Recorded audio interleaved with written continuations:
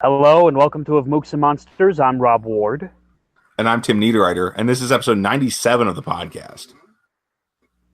Today we are going to talk about, we've called this one The Quest for Peace in our pre-show discussion, where Tim and I just kind of figure out what we need to touch on. This idea of The Quest for Peace, and this title might change, is a lot of times when we start to play a game, we start to run a game, our players tend to be in a very stable environment at first. They start off, just going about their daily lives. Things are fine. And then something happens, and then they deal with it, and it leads them on to campaign. Yeah. And today, we're just kind of, it's been kind of in my head recently, because I just started a Call of Cthulhu campaign. And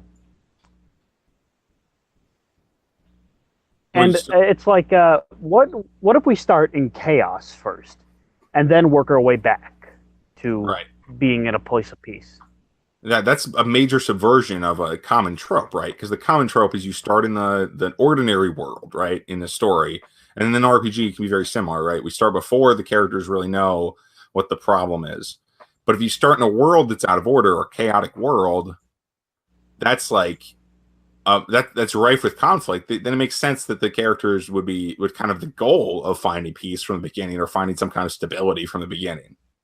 I think that alone is a very powerful formula, because if you can just establish that the world's kind of not that great, or there are big problems in it, then you're working toward something better rather than just working to maintain a status quo. Yeah, exactly. Like, the movies, the media that I should say, that have always impacted me the most and have drawn me in have usually two qualities. Number one, pretty soon into the plot, I'm going to take one of my favorite movies of all time, High Noon. It's a Gary Cooper Western film. And at the very beginning, it starts off at a wedding, and then literally a couple of minutes later, they say, hey, this guy that you put in prison, well, he's coming back, he's going to be on this train, and he promised to kill you, so now you got to deal with it. Right. And it's all about Gary Cooper trying to get a posse together, and no, everyone's a coward, so they're not joining up with him. So there's that immediate drop into chaos, and two, there's that sense of impending doom. The train's coming at noon, and it's like a Dragon Ball Z. Nappa and Vegeta are coming to Earth. Are you going to stop them coming to Earth? No, you just got to deal when they get there. Right, you can't stop that train. So, but that's a little bit different. That's a little bit of a different idea, but because that's almost the opposite. That's what we're saying. The cool thing about the High Noon example is it starts. That is a place of stability that has arrived, but really the world is more of has bigger problems, and one of those bigger problems is this guy who's on the train who's coming to kill the main character. Precisely, yeah. And it's that drop into chaos immediately. And the two often go hand in hand, but focusing on the drop into chaos immediately, the drop into the conflict, it puts you in a position that you might not be ready for. Right. Yeah, there's not necessarily a tutorial. Do you think you need a more experienced group to try this kind of thing? That's a good question. The most recent campaign that I played in that I can remember this idea is our Savage Worlds RPG. Oh yeah. Because he just, like, my character Rex just woke up immediately in a alien world with aliens, and he had to be dropped into combat pretty soon afterwards. Yeah. But I think that it's the problem with it is that yes and no, I would argue.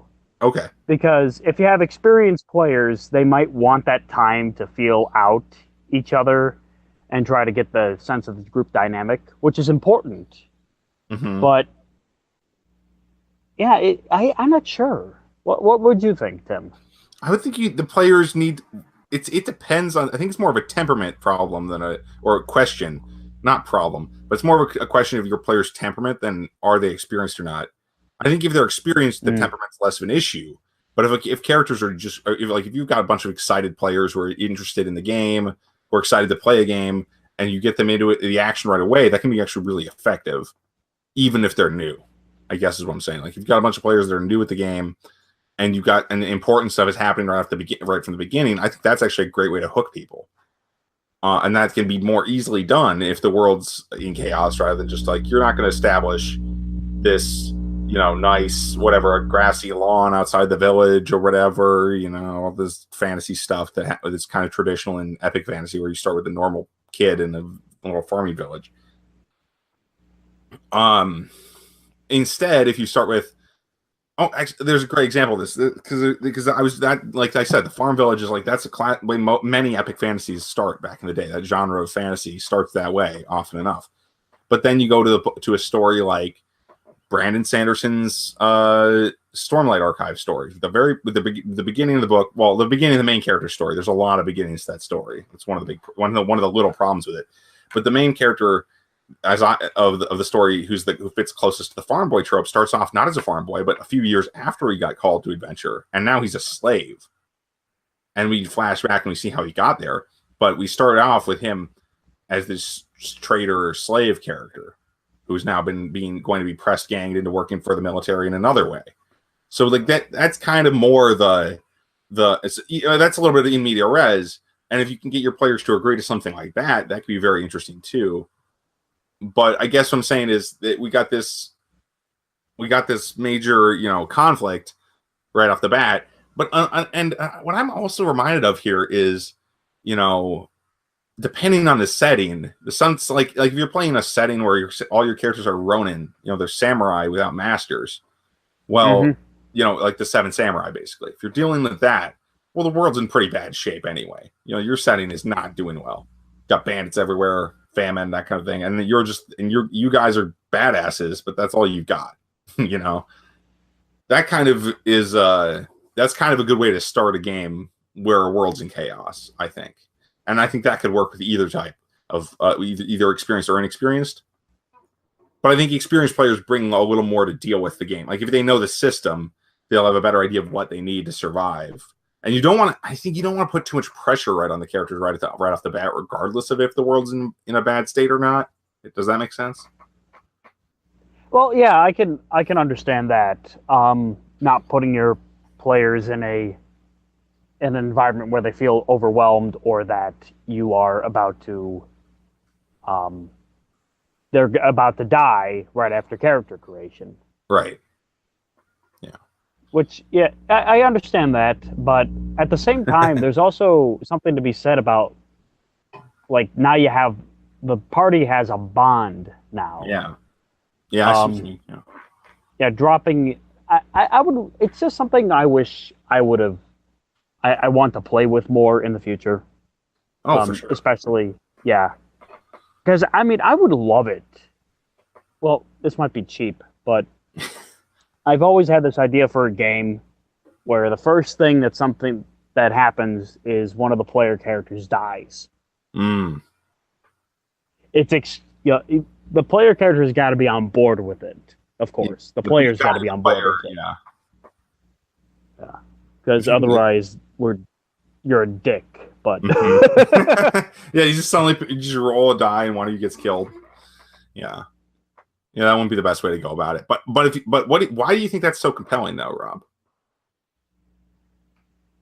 Well, it just is so different from my gaming experience personally, and a lot of gaming experiences that I've seen watching people play games or modules that I have. Like, there's a couple where they start pretty actiony already. A couple of Call of Cthulhu modules have that. But a lot of times it's, people they're in a safe environment and they get the prep for the trouble up ahead. Yeah. Even if they don't know what that problem is, they get to prep. And I'm wondering, what if, for instance, the first thing that your players are, say we're in Call of Cthulhu. Say that we're actually in World War One, and they're in the trenches, and they have to charge against the enemy. Mm. Yeah. Like, that's the first thing they have to do. The captain's about to give the order, and all these players are like, "What? Okay," and they just have to deal with it. There's Right. no, like, if they try to go AWOL, they'll probably be shot for cowardice. And yet, if they go over the top, the chances of surviving aren't great. Yeah, yeah. So I really like that idea. And though actually, especially with Call of Cthulhu or other games that have relatively simple systems, if you have backup characters, that's where they come in useful. Because, like, okay, so say your characters all go over the top, and one or two of them get killed, maybe. Well, you can just have them play additional backup characters then, and that can really solve your problem. Those players can replace their characters fast. Yeah. I would love it if there was some sort of game out there where, in the example where I said the first thing that happens is a player character dies, that everyone has 3 characters. Yeah. That they can either switch between, or they can just keep with one until one dies. Well, that's a good idea. Yeah, I also like the idea. There's just something really cool. I remember I read a game report of this. It was a long time ago. It was on the EN World forums. So this was D20 Future when D20 Future was new. And that's a D20 Modern supplement, whatever, to getting off to the weeds. But the point is, this guy had a campaign where every player had multiple characters. And I really think that there's room there if your players are up to it. There's room for, because then if your character dies or they're in a different position and they're just not useful, you can play a different character. And that would happen all the time in this game because you switch roles all the time. Anyway, obviously I love that. I think that's one that you need a more experienced group to do, though, or a very simple system where the rules are really easy. Yeah, I considered doing that for Call of Cthulhu, the one that I'm just running right now. Okay. But a lot of the people that I'm playing with, this is their first time playing Call of Cthulhu. Yeah. Like, they've played D&D and they played other things, but I wanted them to have kind of the, they know what they're getting into. Like this last session, there was no combat. It was all investigating, which is really what that system's about. Right. Especially if you don't play Pulp Cthulhu, which I assume you're not. Oh, no, we're not playing Pulp Cthulhu. I'd love to try it out one day, but I haven't got the chance to. Okay. So yeah, but I guess multiple characters is one way you can you could start with a more intense action sequence or intense character death, stuff like that. But even if you don't want to do that, I thought of other ways you could go around that. But maybe we should get on to what. Well, actually, I just want to say one of these things, which is maybe what if, and this is possibly too extreme, but if you have arranged one player to die in advance, right, and you're playing a game where you've got monsters or magic, what if that character gets killed? You don't have a replacement character, but they get reanimated by the villain as some kind of evil undead servant, and then they play that servant as like a co-GM almost, or as an NPC special. That would be fascinating. I think that'd be pretty cool. Or or they could turn into a vampire, really something like that. Yeah. So because like the classic module for D&D, the Castle Ravenloft, where the villain, the main villain, is a vampire who's supposed to be as active as a player character. Well, if you have another player playing that vampire, that could be a good way to run that game. Run a game similar to that, anyway. Yeah, totally. Something interesting about that. Kind of another way to probably do that, put your characters into the action. And I was reading the D20 Mafia book. And the campaigns in the back of the book, they're laid out over the time period from the Sicilian Vespers and medieval Sicily to modern times. And the guy did, he laid it out so the names carried over. Mm. So you're essentially playing your ancestors Oh, that's cool. and their lineage in the mafia and things that there's one character in the medieval times that's childless, and you have the option of having him adopt an orphan. Mm. But if he doesn't do that though, that family name dies out, and thereon end, every family that would have been named after him is actually named after a different family instead. Oh, that's really cool. Yeah, it's a very Yeah, so adaptive way say to that play. it is, yeah, and it also kind of lends itself to how things happen in the past carry on to the future. Say that that battlefield was actually the grandparents of or great grandparents of a modern campaign, Mm-hmm. where maybe one of them died, and so the widow raised the child alone, or someone was injured, or someone has a trophy from going over the line, Yeah. and that's a family heirloom. That can affect that could affect the campaign. Right. Well, that's a cool way to go about it. That's the other thing. The prologue is another way to do it, like where you establish, like, what if you do a prologue which is a total party kill or something similar, but you do that with characters that aren't the main characters. That might not be quite as good. I don't think I like that idea as much personally, but it is an interesting thing to think about. I think before we go though, we should switch over to talking about how your characters actually try to improve the world, or are we more just talking about the start and the chaos kind of thing? Well, yeah, let's talk about improving the world. Yeah. Or improving your lot in it. Let's be fair here. Sometimes you can't change that much of the world. Depends on the setting Yeah, true. and the scale of the story. Well, it's always, I don't know. It always just seems that the conflict gets sparked by the player characters, and the player characters just keep on getting into the battles until the campaign ends. Right, but what if your characters? Yeah. What if you're? I mean, I can imagine like a French Revolution style game, but you start off right before the revolution, and your character, something unjust happens, and eventually your characters are starting the French Revolution or something similar.